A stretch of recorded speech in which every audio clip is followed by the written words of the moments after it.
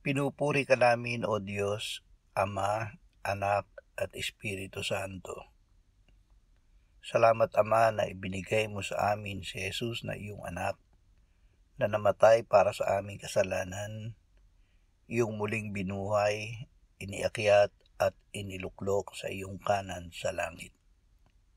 Salamat na ibinigay mo sa amin ang iyong banal na Espiritu, at sa pamamagitan niya ay ibinuhos mo ang iyong pag-ibig sa aming puso.